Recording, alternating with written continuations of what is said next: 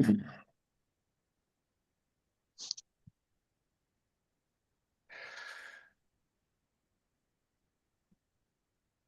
good morning, Rabson. Let's go.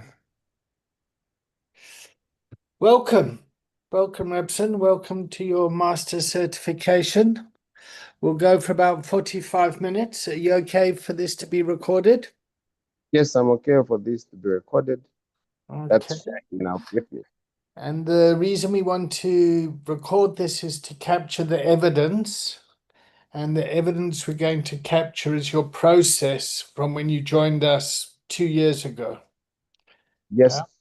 And so when people say to you, what's your credibility? Where does this qualification stand? What's it mapped to? What's, all that sort of, how's it mapped to ISO 17024 compliance or the UK College of Lived Experience? Where's your portfolio of evidence? Where's your community of practice? Where's your theory? Where's your classroom hours? Where's the practice hours? How's your practice? So we're going to have a loose conversation around that. Okay. And we're going to make it up as we go along. And most importantly, we're going to follow the principles of a lived experience, a professional lived experience recovery organization, particularly with the focus on academic credibility. So Okay. let's start with the check-in. How are you checking Yeah. in? Yeah. Checking in, feeling physically fit, intellectually. Yeah, I'm really ignited with things that I was reading yesterday around inclusive recovery cities. Yeah, and emotionally, yeah, I'm excited with regard to where I was and where I am and what's going to happen ahead of me. Yeah, and socially, yeah, I'm ready to engage, and that's the reason why I'm here, showing up in a way that I love myself showing up. Yeah, and spiritually, yeah, I've just been reflecting for my ancestors to guide me on my way forward. Yeah, so spiritually, I really feel so connected with my soul's purpose. Yeah, and now you're checking in. Cool. So I check in, I've got a bit of anxiety, and my anxiety is I have a lot of positive bias towards you. And what that means is like, I really want you to get this. So I'm a bit anxious that my bias is going to be seen as pushing you through without you having done the work. Yeah. So to compensate for that bias, I'm going to be grilling you even harder just to argue that case. Yep. And so I feel a bit anxious about managing that because you have continued to show immense potential, dedication, skills, qualities, and a tenacity and a positive attitude ever since I met you. Yeah. And Mhm. when I first met you, you were referred to Nikki's classes by uh, Professor David Best. And then you came on to my classes and you started with the pies check-in, exactly Yeah, how you just did. And it's like, oh, here's Rabson. This is interesting. Who's this guy? What's this guy? So I had to go through my own fear and insecurity and like, what's this guy's agenda? Yeah. Because a lot of the coaching process and the agenda is to filter out people that aren't dedicated to the practice. And you have shown immense dedication to this cause.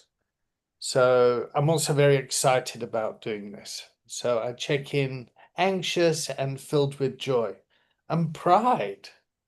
And you mentioned the ancestors. There's also something magical about this in an African way, which I'm excited about.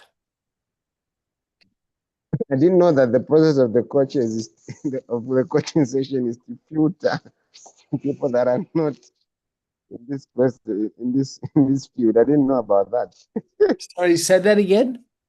I didn't know that some of the process of coaching is also to filter people that, yeah. Yeah, okay. Well, I mean, let's think about that quickly. I mean, you come to a country, yep, where there's high unemployment, there's Mhm. immense unresolved trauma, there's a lot of desperation, and you say you're offering a free training and you can get work out of this. Everyone comes. Okay. Everyone says, yes, we can do this, we can do this. But the processes are in place to filter out the people that aren't doing it because of the dedication to the profession. This is Mm, not an easy skill set.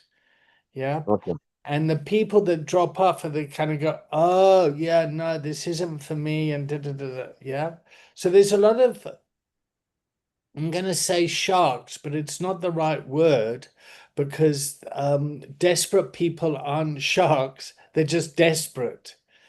Okay. But in the industry, yep, in the mental health industry, in the lived experience industry, where there are a lot of vulnerable people, there are people out there that take advantage of the desperation. Mm, Yep. Yeah. yeah, So yeah. that's the ethics of the training. Maybe we should start there. What have you learned over the past 2 years from an ethical perspective? Yeah, I think you've already touched it a bit. I think it's around taking advantage of people. Yeah, because in these past 2 years, I've come across people that are really, really vulnerable in the way they come out to me because of how I have been showing up myself.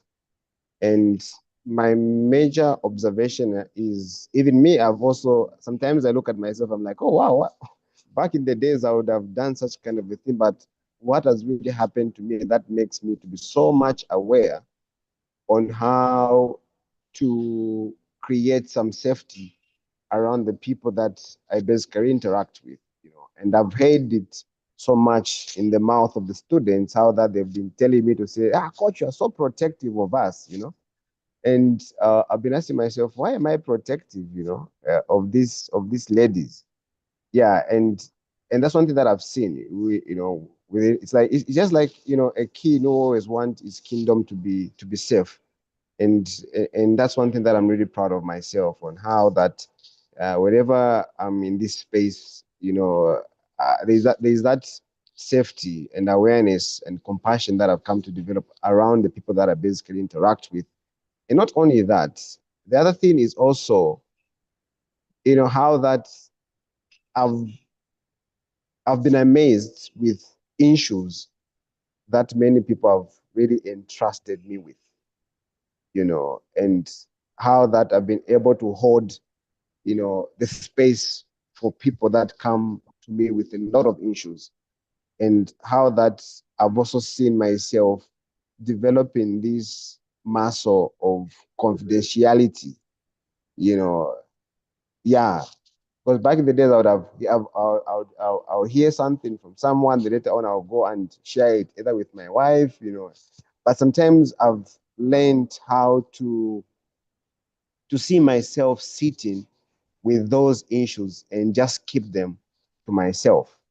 I think that's one thing that I'm really proud of myself, and of course, even just the resilience, around finances and the things that we've done, with the things, and in terms of maximization of resources, yeah, and having that mindset of being able, for me to reinvest into the community, to invest back into my vision and my mission. Yeah, I think that's something that I'm really proud of myself, because I was looking at the things that I've done and the things that I've achieved with my community. As I was passing the University of Zambia, I was coming here, and I just felt proud of myself with the work that we've done at the University of Zambia, and I was asking myself, where did the resource come from? But yeah, the work has been done, and where did the resource come from? And just that trust with the people that I've met, along the way, that have really also trusted me with their resources, and I'm just proud of myself that those resources have been used for the right cause. Yeah, so yeah, I would say integrity has also been an awakening call, and not only that, just also the capacity to ask for help. I'm one person that never used to say, "Oh, I need help," or "I don't know what I'm going to do now. How can you assist me?" You know, and just being in a space where if I need help, I'm able to reach out, and also understanding different, help. Because before I came in this space, I think the help that I thought I needed was really financial help, but not also realizing that there's also this other help, which is just, the exposure to information, that awakens me to think in a certain way, and of course the exposure to situations that helps me to understand how people behave towards things. And I think that's also an amazing experience that I've had as part of this community. I've been exposed to different people, and different way of thinking, and how to receive feedback without judging others and without judging myself, but how to receive, feedback with a lot of humility, and how to embrace diversity as well. I think that has really been an instrumental uh, part of learning or experience, and now that people we might have different, thoughts, but there's this underlying, issue that you have to talk about, and that's really what is it, of course, we're trying to sort out. Will you Yeah, give us, and will you give us some examples? yeah, yeah. I think in this space, like you've noticed, I've come to interact with different people from different countries. I'll give an example. I'll give an example of what happened a few months ago when we had a new person that came into this community, and the embracing of that person into the community, you know, and not really following some of the traditional way of allowing someone to come into the community, and just how that person was embraced, and how that even if they were living with the experience that they were given a platform, and the platform wasn't denied, you know, from them, you Which know. person was this? Just just so Uh, I can put context because we have lots of people coming. I thought of putting into a case management perspective, but if this is a Oh, man, an academician man from South Africa who used to work for the government, yeah, and oh, now, okay, okay, yeah, right, so okay. yeah, so I just thought of to protect him, and of course to protect, yeah, so yeah, just that experience, yeah. And the other guy, this is a South African guy who wanted to come to the foundation clinic, and had sent some boss to Uganda. So those understanding those understanding those circumstances, and of course, So as you're sitting here, you've got a self-management dialogue that's going on that's kind of saying, I've got some sensitive information here. How do I place it in the context? So I've got somebody that's kind of come here as a student or as an academic that's learned stuff and needed a platform. And then I've also got a context of a Zambian patient that needed case management that needed to go into treatment. So your ethical approach to that and your thinking around that is you've just evidenced that. I see. Yeah, so those issues, and sometimes I ask myself, if I become secretive, or is this ethical? I mean, yeah, Okay. So let's now talk about kind of Western psychology, African psychology, Eastern psychology, and and and the things you learned in the beginning, the type of messaging that you were getting from your community on the ground when dealing with us as an organization. Yeah, I think the first thing that I was exposed to is how that whenever I come into this space, I have to follow what is being taught here. But one thing that amazed me is that whenever I come to this platform, I have to listen to what my heart and my mind is basically looking for. And I remember very well how that on one of the Zoom call, when I shared with you what I wanted to do and what my initiative was, you asked me one amazing question that I've seen you asking a lot of people on this platform. And you asked me to speak in my own native language, and I remember struggling to speak in my native language. But at the end of the day, I also felt this sense of and I felt this sense of calmness within me, within my soul. I just feel like, oh yeah, why am I panicking?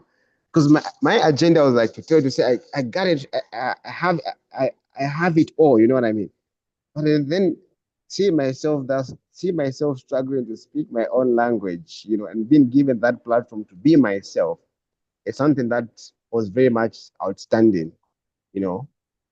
And when people see me coming here, like my community, the first thing that they think is, "Oh yeah, I'm here to follow your command." You know what I mean? Eh? Yeah, but that's not the case. I'm here to be myself, and of course to learn and to be exposed to different system that enables me to think in a way that is beneficial. In most cases, I've seen that some of the things that I do are not just benefiting me. I've seen some that the thing that I've been able to do, and that I've been able to do in this community benefits a lot of people. So give Yeah. us some examples of this. Now we'll talk about your community of practice and your portfolio of evidence. Yeah. So talk to us about some of the initiatives you've created and continue to do. You've been busy. Yes. Yeah, I've really been busy. In fact, no, I haven't been busy. I've been productive because the results have been able to show as a result of the activity that we've been able to do. And yeah, one of the most amazing, experience that I've had, which I'm really proud of in my role as a leader, is the pioneering of the Collegiate Recovery Wellness Coaching Program at the largest institution we have right here in Zambia, which is the University of Zambia, and which is really part of creating inclusive recovery campuses as well. Yeah, so it's something that I'm really proud of because of different organizations that we've been able to put into one room, and just valuing the fact that a $1 invested into mental health recovery gives about 7 to 14 returns on investment and cost reduction on productivity. I mean, cost reduction as well in terms of how we look at the judicial system, the health system, and for just productivity at large. And we saw that framework really, made me to pull together, the judiciary, the judges, the Drug Enforcement Commission, the Human Resource fraternity, and people from the education system. Yeah, and when we launched this program, it's something that I've seen that has been able to transform not just my life as a leader, but of course even the lives of corporates that were part of this organization and this launch. Even the students themselves, we've seen how that they've been able to find their voices, and of course we've been able to see how that now we are seeing, and I always say that it's only because that the judge came to our program that of course right now we have the first ever wellness center for the judges of our country. Yeah, so that's also something that I'm really proud of. And of course, just that before that, the University of Zambia never used to have, mental wellness clubs. But when we came into that environment, it's like we made mental wellness to look so fancy, so fashionable, such that now we've seen a lot of students opening up their clubs. And then for me, that's really a plus because I truly understand that before that, there are no people that there are no, they were there, but there were less students that were talking about the importance of mental wellness. Yeah. And even the way we know, we came out, we didn't come out with the philosophy of, no, we're going to talk about mental health. I think I was so careful that we use the word mental wellness, you know what I mean? And it sounded so nice and it invited so many people to come on board. And yeah, we've out of that, we've trained students, some of the students that we've trained, of course, our goal is to train 300, but of course, we with the people that came in, that's already about 30 and 10 that stayed. And with them, we pioneered the first ever mental wellness club, which came as a result of the students themselves. And through that, we've seen how that, there's been a buy-in from the government, and we've seen how that through that, we've been able to be called to different, national meetings and to contribute with regard to what our success was like.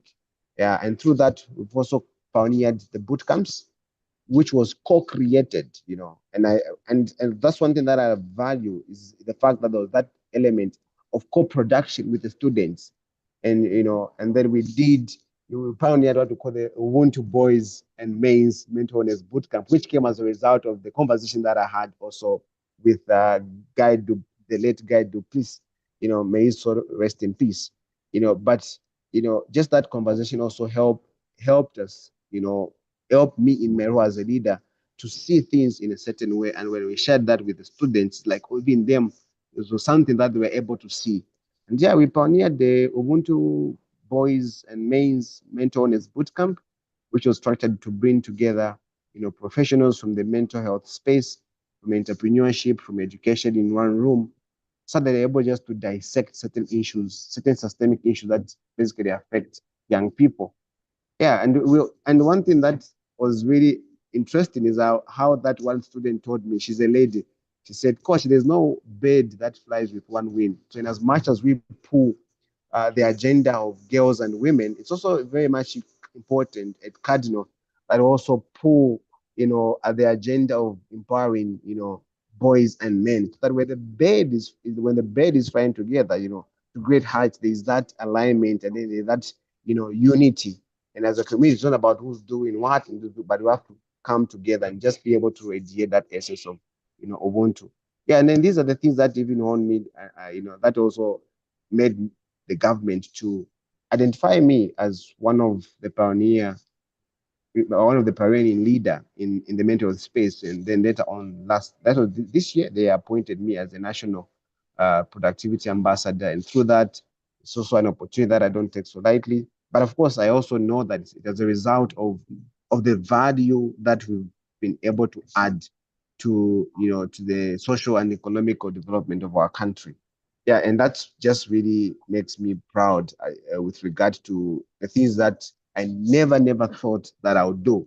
Even myself, sometimes when I look at the pictures of the things that I do, that we've done, I'm like, was it really me, or there's someone that just came in me and then did all those stuffs, and achieved all those stuff? But at the end of the day, this is the thing that we've achieved, and we've received, amazing support as well. Yeah, we received amazing support as well. Yeah, How yeah. did you design these programs? Come again? How did you design the programs? How did you use the principles of the training and what we teach to design these programs, these interventions, these boot camps, these mental wellness initiatives? How did you? Yeah, I think one of the things that some of the things that really empowered me so much is, like I said, one thing that I learned is recovery. Because I didn't know what even recovery meant, not until I came to this community. And through the research that was Surgeon General, the Surgeon General report, which was saying that a $1 invested into recovery gives us about 12 to 14 returns, and cost reduction when it comes to the judicial system and of course the health system. So just that thinking helped me to understand how mental health is really a systemic issue, first of all, you know. and So, how. so where I'm wanting the kind of answer that I'm looking for is just you're pioneering here. Yeah. And when you go and sell the program or introduce it to people, there isn't really anything for you to evidence back on. Yeah, So you kind of really have to make it up as you go along. yeah, yeah, yeah, Yeah. yeah. So answer the question from that perspective. How have you been able to sell it, to convince people, to build relationship, to Yeah, I think to answer that question, one thing that I have to appreciate is that this program is very difficult to like to like to, to like to like to like explain, but it's very easy for people to have an experience. You see, and whenever we created this program, the first thing that helped me so much is to give people an experience, you know. And that's also what gave the students the capacity and the power and the passion to do this because they had an experience, you see. how did you And give people an experience? yeah, it's through interaction. One, through interaction. I don't greet people, how are you, by the way? I stopped a long time ago. I'll ask people, how are you feeling emotionally? You know, and that's really would spark a conversation. And I know that I'm intentionally giving them a platform which they've never been given before. So the aspect of being able to connect authentically and just being me, without really thinking and doing all such kind of. But of course, like I always say, it's action based. It's like action based, It's do it and then you learn from there and then you evaluate. Then afterwards, you now go to the second step. It's not really about, but it's being on the ground, making sure, of course, you're able to do things. And then from there, yes, mistakes are going to be there, but you learn for those mistakes and then you cultivate and see what is the lesson that has come as a result of this thing that we've been able to implement. It's basically like doing things like the community says, working out things as we go along the way. But what is important is to make sure that, of course, we are able to do something and not really procrastinating or do it tomorrow, but doing things now. And from there, you see what emerges, then now you move forward. So basically having trust in the process, and just doing it by the way, by the end of the day. Yeah. Okay. So what have you learned? Take us through the theory. Yeah, with regard to the theory, I think the most amazing thing that I learned, the thing that really made me glued to these stuffs, is the PICE check-in. Like I said, the PICE check-in really helped me to summarize what mental wellness is about. It's the physiology of an individual, okay, the intellectuality of an individual, the emotional aspect of an individual, the social aspect, and the spiritual aspect. So just having this holistic lens when you're looking at the human being, even when I'm looking at myself, really helped me to look at how I should carry myself in my role as a leader. And the 4Q leadership model, which talks about how that we have to consider different sets or dimensions or forms of intelligence, how that there's an aspect of us to focus on deepening our relationship, an aspect of our spiritual intelligence, our emotional intelligence, our intellectual intelligence, and of course, our political intelligence. And of course, when it comes to the political intelligence, many people would really misunderstand it because they're talking about, politics, but how that this is a skill set in terms of how you can influence other people in a positive way, and so that you're able to bring about this fair exchange where the things that you do doesn't only benefit me as an individual, as a leader, but it also benefits the people that are interacting with. And just the aspect of emotional intelligence as well. I know many people, and for me, it really gave me a good insight with regard to how that many infrastructure or institutions that we have are really structured around deepening the relationship of one's intellectual intelligence. Of course, leaving out the most important aspect, which is the capacity for people to learn on how they can just regulate or co-regulate their emotions, just getting to know how they can learn, how they can develop the tools required for them to respond to issues rather than reacting to issues. And of course, the grow model as well is something that also, and how that it can be used as an organizational development to also something that was really amazing. How that the G stands for goals, yeah, and the R stands for what's my current reality in my role. So you know all this stuff, yeah? So this is kind of the basic, the start. This is the groundwork stuff. What makes somebody a master is to be able to take that stuff, think about it, and then apply their own lens to it. Yeah. So what are the unique things that you've been able to create? Yep. So for example, translating this work into your own language, building relationships with the judiciary in Zambia, working with the University of Zambia and some of the challenges that you've faced there with an established institution, the Zambian Health Professionals Council, yeah, the fact that you stay in a shebeen, yeah, you're not kind of living in a, yeah, like how have you talk to us about that stuff? Because that is a thing that separates you, Rabson. That's the thing that makes you a master. The videos you create, you know, your visit to the copper belt, your LinkedIn posts, your this is Coach Rabson Banda. Remember, own your mind. You know, all those sort of things break down barriers that make you unique. Yeah. So we know you know the basic theory stuff. What makes you a master? Oh yeah, you're just now reminding me of the good things that have happened within our community. Yeah, first of all, when I went to pioneer this program at the University of Zambia, many people thought, I'm one person that was coming with a lot of academic accolades, like maybe I was a master's student, or maybe I was a PhD. By the end of the day, I was just a dropout, just a university dropout, you know. But of course, navigating in terms of forming different internal relationships within the university, it's also something that was really a challenge because they would ask me, so Coach Robson, when are you finishing your master's? Because there was this assumption that the only person that can do the work that I was doing was someone that has really got a One, master's or someone one, that. 1 second.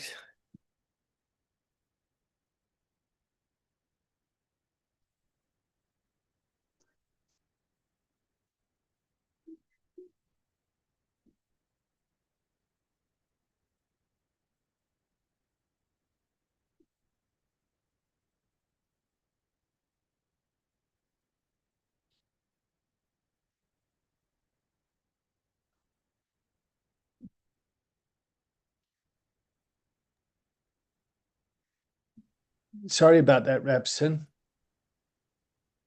Yeah, so I would be asked questions like, so when are you finishing your master's? And those questions sometimes used to make me have like more of those element of an imposter syndrome. By the end of the day, one thing that I really trusted was the skill set and the value of my story and the issues that I was really trying to address. And then this is really the aspect of addiction and trauma and just low self-esteem around the students. Because I realized that, of course, I had the capacity. So just making sure, of course, navigating that kind of an environment was really a challenging, experience. But the skills that I developed also helped me to learn on how I was able to navigate and the relationship that I needed to create for people to also see the credibility and have the confidence in me as well. So I went on and developed a good relationship with the gender division because I later on understand that, of course, the issue that we are trying to address needed that credibility of government officials, and I went on and built a good relationship with the Drug Enforcement Commission, you know, and the good relationship with the judiciary and the judges, and then all those relationships helped people around me to understand that we knew what we were doing, yeah, and what we are doing was something that add value for the community. And I remember very well how that the vice chancellor couldn't go because the dean of students couldn't go because there was a judge. According to protocol, you can't leave where there is a judge. And that just made the event to be so amazing because it helped me to be strategic in the way I was doing things. And also to appreciate that, of course, just to focus on my strength, in as much as there are some weaknesses there. But I realize, of course, if I'm to navigate these things, it's very much important, of course, I focus on my strength. And that's the capacity to develop, not just individual relationship, but of course, even institutional, relationship as well. And of course, just to see that the words that I was using were words that were easy to understand and not to confuse people. And that's why you should look at it, that's where the on your mind came from.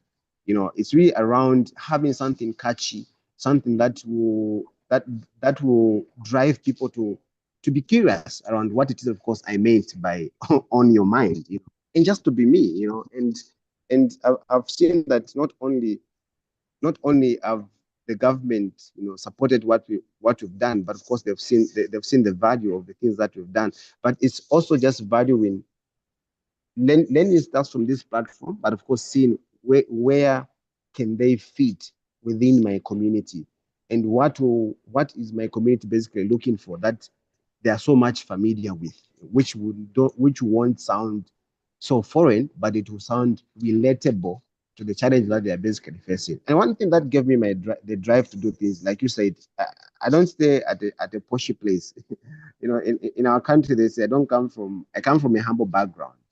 And even right now, like you said, where I stay, it's a Shabin. I stay at the Shabin, and I'm so proud that, of course, that's the community but I stay at a place where, on a daily basis, I'm able to see the struggle that people go through, whatever I'm talking about, the issue that stems from alcohol and substance use.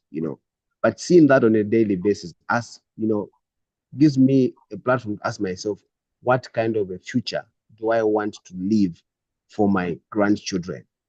You know, because what I'm experiencing right now is as a result of the people that have gone before me. So what environment am I going to create for people that are going to come after me? So just being in that space really gives me a drive to go out in my community and play a huge role with regard to the community and the environment that I want to create for myself, but of course, even for my grandchildren, and even for other people as well, because I see the cost that addiction could bring, not just to an individual, but of course, even to the family and the community at large. So it's really been in that space, yeah, and understanding that this thing cannot just be achieved by an individual. We need So different voices. you've spoken about your personal life. You've spoken about the government and statutory systems, the judicial system, the university. What did you learn when you went up to the copper belt and you started working with commerce? Yeah, like I said, as a result of the program that we're doing, we're approached by two organizations. One was the gender division, and then the other one was AMREF. And What's AMREF? it's it's an African organization, which is it's the African Medical Foundation. Yeah, Africa Medical Foundation. Okay, So they are supported by the Mastercard Foundation. So they train what they call health entrepreneurs. okay, Yeah, so, yeah. So because they saw the thing that we are doing, so they supported me to also travel with them and just showcase what we are doing to a group of funders. Yeah, and not only that, we're also taken there there was a day which was called the 16 Days of Activism for Gender-Based Violence, which is commemorated every year. And at that event, there was a president who was also present, and I was given a platform to also showcase and share my story as well. But one thing that I learned was that the valuing of mental health support services is much needed in our country. Well, it's needed everywhere. And this is, and the reason I ask the question is a lot of corporate places, they understand that they need it. It gets allocated to HR. HR has to go out to the market, procure services, and the services that are out there, if you were to bid that, they would say to you, well, what's your qualifications? Who are you? And I want to see you be able to demonstrate what a master recovery coach can do in the corporate environment. So your education becomes a degree or a qualification that the market wants. And then they say, oh, yes, we need that skill set.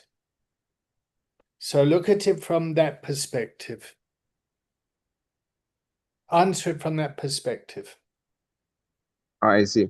Yeah, so with regard to what we've shared is that the skill set that I've really developed and looking at the way I've been able to carry myself in my role as a leader or as a profession is that the value that I've developed and the value that I'm able to bring onto the table is a value that is specifically able to enhance productivity in an institution.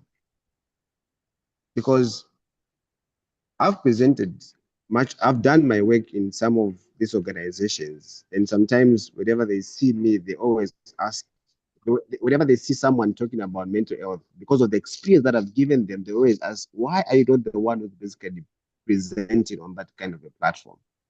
Why? Because they've been able to experience the transformation that comes as a result of them getting exposed to the skill set that I've been able to develop in my role as a coach.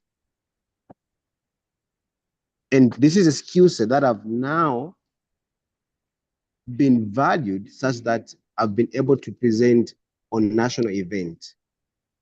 You know, it's not easy to present on an event where there are different professionals and there are different international organizations and there are thousands. And then in that event, there are like thousands of leaders, both from the private sector and of course, even from the public sector as well.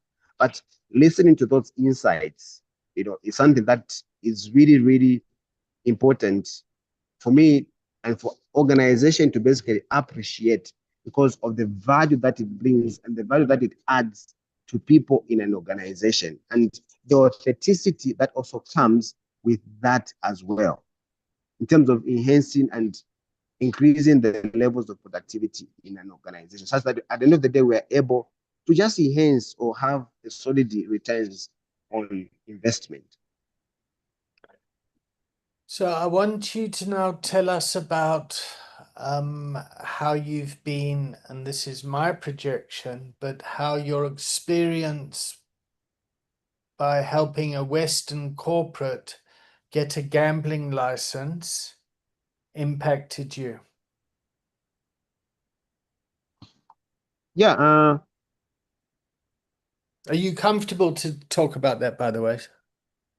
You don't you yeah, don't I'm you don't comfortable. have to if you don't want to. But there's the like my agenda here is there's a big hungry corporate animal that wants to come to Africa, yep, and extract its wisdom and resources. And I'm looking for you to be able to protect that as well? Yeah, I'll talk about it. Is that a Uh, fair question, by the way, or is that none of my business? I'll talk about it because of the difference experience I've had, Great. and how that this this enables me to also appreciate that there there are businesses that think differently, and not just to label people for the way they are, but how that there's this model which was really my experience where someone comes in from abroad, and because they've been able to notice, how action oriented I am, and then they all they're setting up a gambling business within our country, and I make sure they engage me to help them facilitate as the project coordinator, to help them facilitate the paperwork until they're able to register their company. And noticing that, of course, the company is structured around the aspect of, like you said, extracting some of the resources and making sure that, of course, few of our indigenous Zambian benefit from those, from their own resources. And I remember very well how that he told me to say, in gambling, you never win, you know. But I also amazed how that every day I check, there are a lot of people that goes, and gamble. And of course, not only that, how that, when I did my work, you know, it's only now that I came into this space that I came to realize that, of course, I was ripped off, you know, and looking at the things that have been done and the cost of gambling in our economy, and yeah, such kind of thing. And of course, just me being part of this community and the support that I've been able to receive from this organization, and how that there's that mutual, support, and sometimes I feel like indebted, yeah, and just that authenticity and that aspect of me being able to realize that at the end of the day, it's about fairness in the way we do things. I think that's an experience that has enabled me uh, to realize that, of course, there might be people that are good, that are naive, but of course, there might also be people that will come, and of course, they mean well, not just for you, but even for the people that you are part of and the community that you are part of. Yeah, so that's one thing that I can say about that. And now that there's this awareness in me that comes in to say, okay, there might be people that you are going to work with that will come with good intentions, but at the end of the day, they don't mean well. Yeah. What are some of the biggest mistakes you've made along the way? Yeah. The first big mistake that I've made along the way is also sometimes, you know, that's a good question. Keeping myself, yeah, keeping myself small. Okay. Yeah, keeping myself small, and sometimes not learning on how to say no. Sometimes I would say yes, even for things that Give I me would say some just, examples. yeah, yeah. Sometimes there are times where I would say yes because I'm scared of saying no. Okay. When I know that at the end of the day, I might be stretched, and when I'm stretched, it might affect, you know, my team and those people around me. But of course, how to say no as an essence of not, as just an essence of building boundaries, and not saying that, of course, I don't care, but just the capacity of saying no to also bring in safety around my team. But of course, I've come to, yeah, because of the passion that I have, sometimes I'll go in and say yes, and later on, I'm taken advantage of, Like there's this client I had, because she came, she had a son, and I trusted her with my energy and my wisdom. Yeah, and after helping a child, this person doesn't answer my calls, you know. But sometimes I learned that, there was need for me to make sure that, of course, I'm able to do the paperwork. Yeah, so there's also that aspect where I just go, like that. Yeah, sometimes I later on start blaming myself that how could I waste my time and my resources in da da da da da da da. Yeah, such kind of, and sometimes I feel like I'm being ripped off, and How it's a many bad feeling that hours have you done? hmm,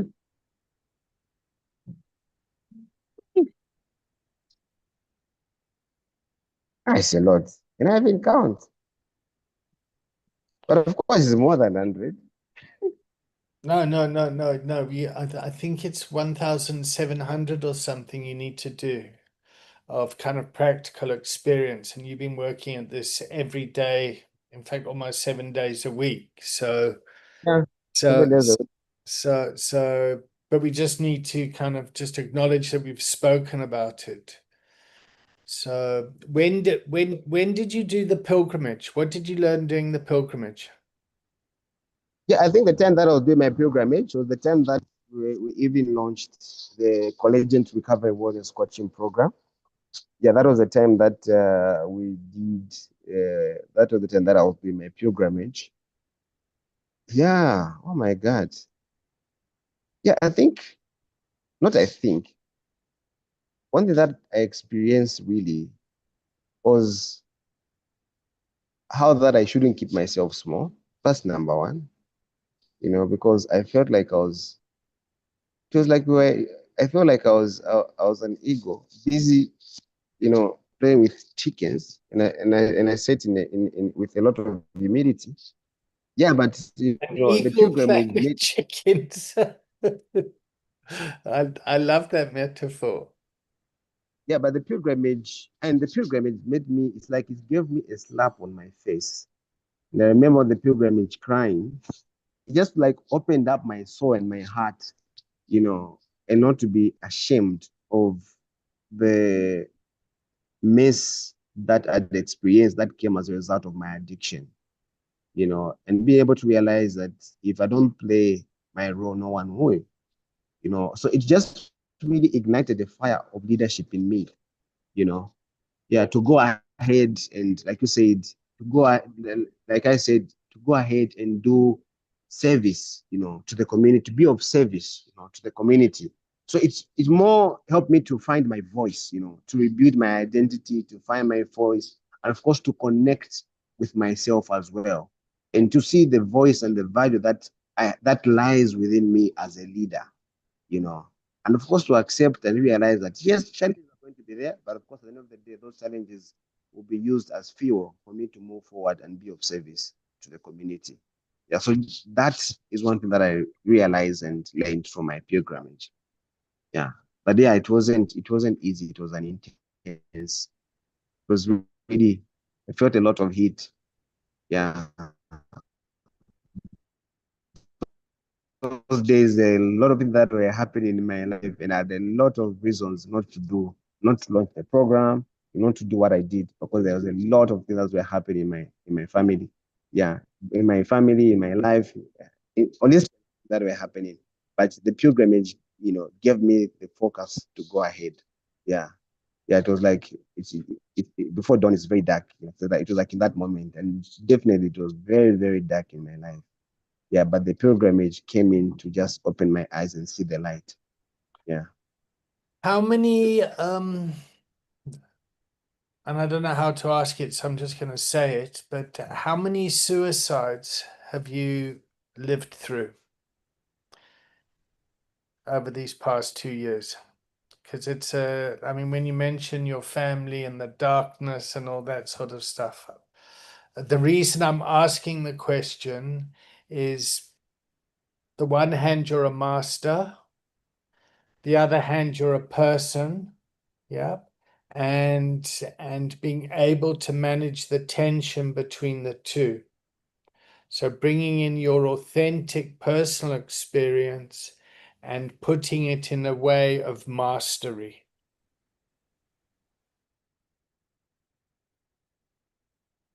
Are you still there? Yeah, I'm still here. Yeah, sorry, I lost you for a sec. We run over. Are you okay to keep going? Yeah, yeah, yeah, yeah. Yeah. Uh,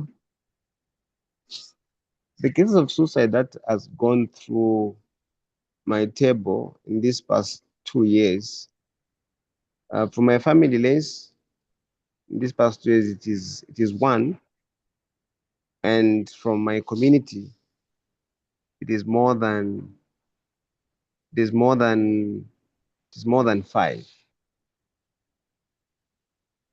It is more than five. And from my family, I will talk about the previous one. Yeah, and which in many cases bring a certain lens of shame because I've come to realize that many of my family member doesn't want to talk about it, But looking at the skill set that I've developed, even me before that, I wouldn't want to talk about it. But as a result of the work that I do, it has also given me the capacity and the ability to learn on how I should just find space to talk about it whenever there is a bereavement which comes as a result of suicide. And it's only because of being in this community, because in our culture, when people die, you come, you spend some nights, for a funeral. Then of course, when they leave, when you bury, everyone goes back, and then you find that the aspect of the intentionality that comes around grieving is not something that is really paid much attention. Yeah, but of course, even me just seeing you, going, going through and organizing, things around, the passing of someone has also given me a skill set to look at it in a certain way and to break down my shame and to have courage to talk about okay, yeah, this person has left us as a result of suicide. So how does that make you feel, and how does that make our family feel? And just allowing like my sisters and my aunties to talk about it, And I could see how that many times they'll run away from it. But at the end of the day, I've been intentionally making sure, of course, we're able to talk about it and see it as a pattern. Like for me, my family, my dad, my uncle, both died by suicide. And sometimes find that families do not have the capacity to talk about it openly. They would rather run away from the issue. By just having the the recovery capital to bring it out and to mirror them, to mirror it to me and my family to say, okay, this is what has been happening in our family. Why is it happening? What are we going to do about it? And if someone noticed that this is observing that this, as a family, for me, the dynamic of having those courageous conversations, it's not something that we are built around having, but me coming in and developing that capacity and being comfortable to appreciate that sometimes when bad things happen, as a family, we find it difficult to address it or to talk about it. It's something that I've also come to navigate and just be vulnerable by addressing it without shame, but of course allowing the discomfort, allowing myself to sit with that discomfort, which at the end of the day, it comes with a lot of heat. It's more like sitting on a fire, on a brazier, because you don't have anywhere to go, but you just have to sit on it because you have to look at, because if you don't sit on it, no one else will sit on it, and then the fire will keep on burning. So Yeah. how do you look after yourself in those situations? Yeah, being part of the pilgrimage as also something that enables me to just come onto this platform that we have, that we meet on a daily basis, and to, yeah, to talk about it, because if I didn't Okay. have that platform, like the daily pilgrimage that we always have, I don't know how I've been able to know where I should go to talk about it, and just Oh, the wow. empathy and Okay. compassion that comes with that. Yeah, so I talk about it with people that I know in a place where I'm safe. Where people Yeah, can listen. yeah, where people can listen without frapping. Okay. What have you learned from Emma, Charlie, and Bruno? Yeah, one thing that I've learned is the commonality of challenges. That despite where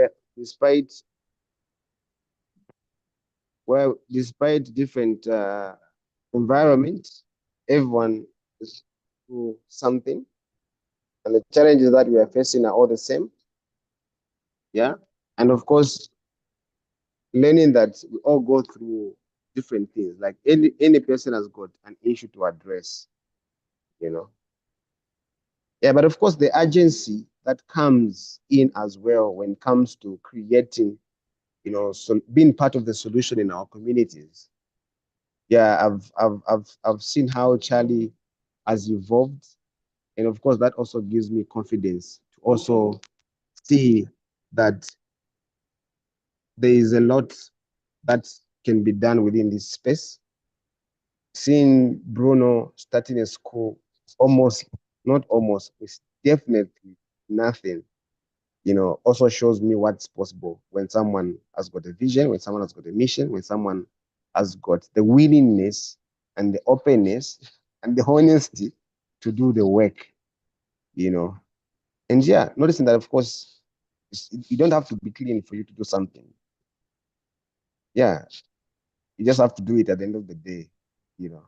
I've seen this guy demonstrating to me that no, you just have to do it. And I've also seen you demonstrating to us that at the end of the day, you just have to do it, It's either you make an excuse or you find the capacity with the excellence required to do something about the things that you've seen that is really troubling you. Because if you don't do it, no one else is going to do it. Yeah, so I sometimes drive a lot of hope, and a lot of zeal, or let me say enthusiasm, to go ahead and do the same in my community as well. Yeah. Yeah, like I always say if anyone has got a head, or anyone that has got a head has got a mind. And it's very important that we go ahead and on our minds to be of service and to be responsible, to our communities. Yeah. And from Emma, For Emma is really, you know, embracing the diversity. Okay. Like in our culture is very, very, very, very, very difficult, to talk about the LGBTQ, But in as much as she's come from that community, looking at it from a different perspective, in the sense of the support that she's rendering, to the community, sometimes blew my mind, because when people talk about people who are coming from that LGBTQ community, the first thing that people will talk about is how that these people are bad people, in the sense of thuggery, or, it's just like, okay, this is something that I cannot really interact, but at the end of the day, seeing the help that she's rendering to our community also something that really humbles me. and Yeah. discrimination is a huge thing in people that have coming from a culture of addiction.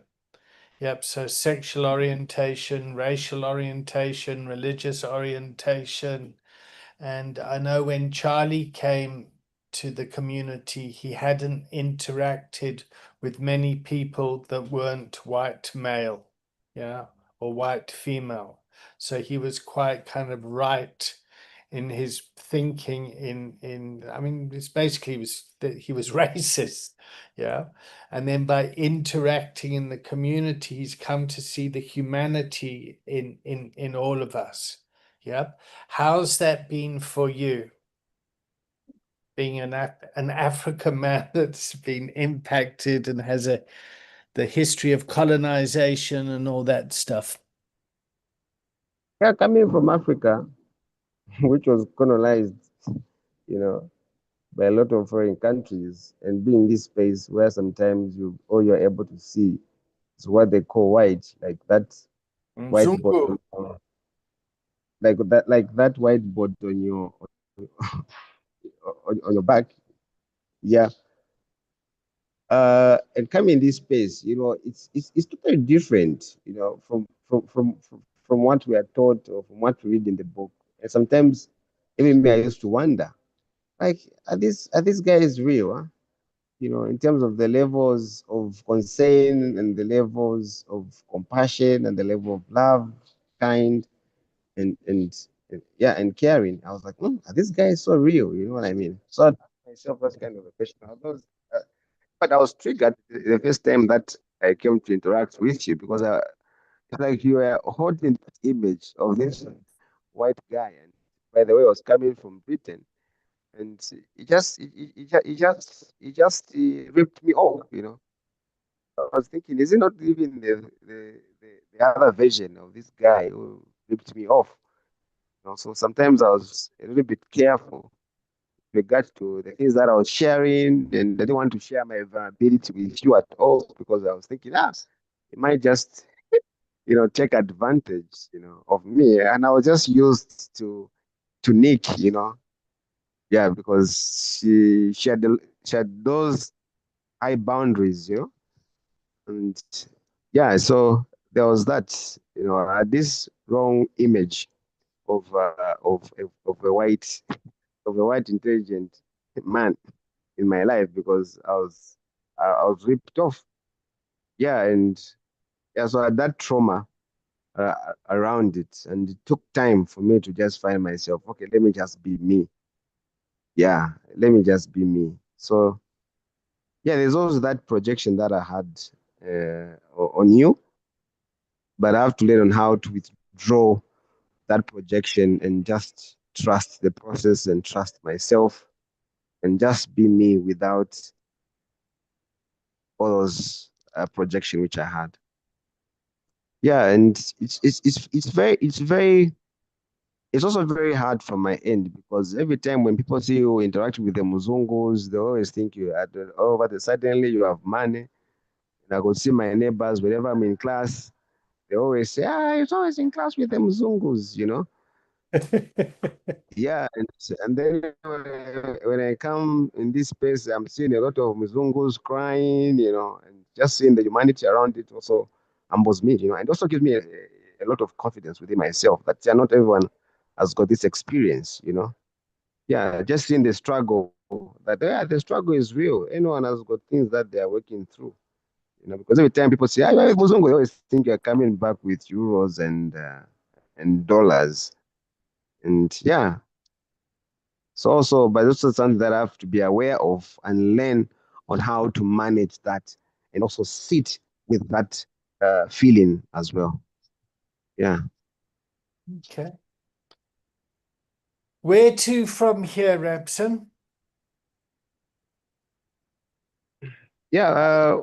Now that you've met all the requirements, you've done all the theory, you've done all the practice, you've done the process, you've done the portfolio of evidence, you've built your community of practice, you've done your personal journal, you've done your coaching hours, you've done your supervision hours. Did you do the case management? You did the case management as well? Have you done case Yeah. management? Yeah. I did some case management when I'd given you some with the gentleman that was with Nick, I think. Yeah. Yeah, okay. And the systemic wellness practitioner, you've done the working on generating the content for the with Guy Duplessis and creating the I Systems Recovery Resilience Program. Um, what next for you? Yeah. First of all, I want to conclude on my book as a souvenir for the experience that I've had. And apart from that, uh, yeah, setting up a company as well. You've got a book, That yeah, there is a right? book that documents what I've experienced and the things that I've achieved. Yeah, and how and just provide as an evidence of the value of the principles that I've learned from this space, from this community. Yeah, and also using that as a way forward as a tool as a way forward with the setting up of a company, which you already started, and yeah, that's number one. And of course, the bigger vision, which is the BHAG, the big audacious goal, is to Big, hairy, audacious goal. yes, is to set Zambia as an inclusive recovery country. Yeah, Excellent. that's the big That's the BHAG that I'm sitting with right now. Yeah, Excellent. Okay. So, seeing as you've mentioned it, me and you have gone into a commercial venture, yep, a business yeah, venture where you're a 51% shareholder in it, and I'm yeah, a 49% shareholder in it. And the reason that we've structured that is you have the power. Yep. Like yeah, you are the majority shareholder. And I think that's really important when setting up a company in Africa, yeah, that you are the person that has the power and you're inviting us to come to you. And we're yeah, coming and saying, we've got this. Do you want it? Can we share this with you? Yeah. yeah, Which is quite a different approach to what my Western counterparts would say. They'd say we want to invest in Africa, give the community 5% or 3% or when proper they get, responsibility. yeah, yeah, yeah. And it's all a kind of, oh fuck, we got to help those people. Whereas I want to continue to prove and evidence that this sort of relationship is commercially way better. Like what you've evidenced and what Bruno has evidenced in particular is the proof of this work. We've gone way beyond proof of concept, you know. Yeah, it's beyond what has been said already. Mm. Yeah, sometimes I look at myself and I get surprised, like, oh, how did I come here? But what's the answer to that? Yeah, I think it's, it's what happens when you meet the right, or not the right people, when you meet the ideal people. Yeah, but you had a willingness inside of you. Yeah, yeah, yeah, but it hasn't been easy, to be honest with you. No, it's never easy. It has really taken, yeah, yeah, it has taken a lot of work, waking up every day, showing up for the pilgrimage, yeah, facing the stigma and discrimination that comes, the systemic, the structural stigma.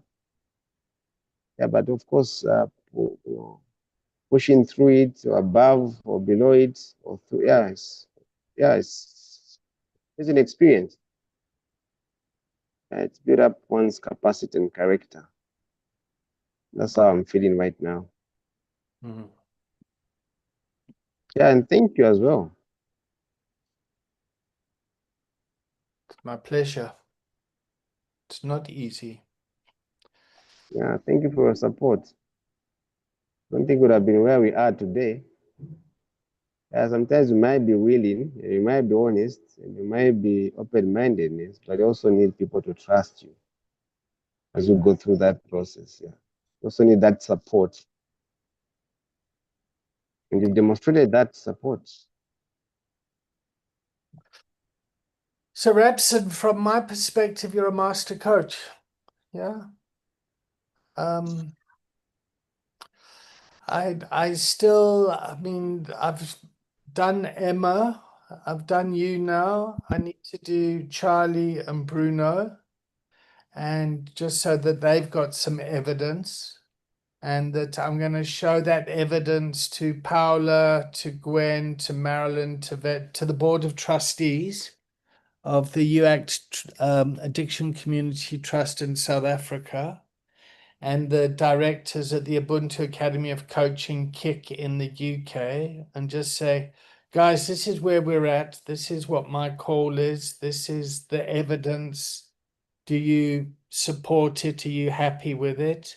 And once we got their blessing, you can put some letters after your name, I guess. I don't know. I mean, it's an absolute pleasure working with you, Rabson. It's also And an absolute pleasure to working with you. yeah, yeah.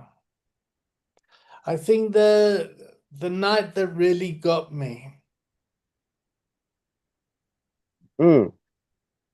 is when we were talking on your pilgrimage and you said how difficult it was for you when your daughter Naomi, it's Naomi, yes? Yeah, yeah. Woke you up at 4 in the morning and said, Daddy, I'm hungry, and you had no food. That fucking made me go, David, fucking up your game here. And yeah,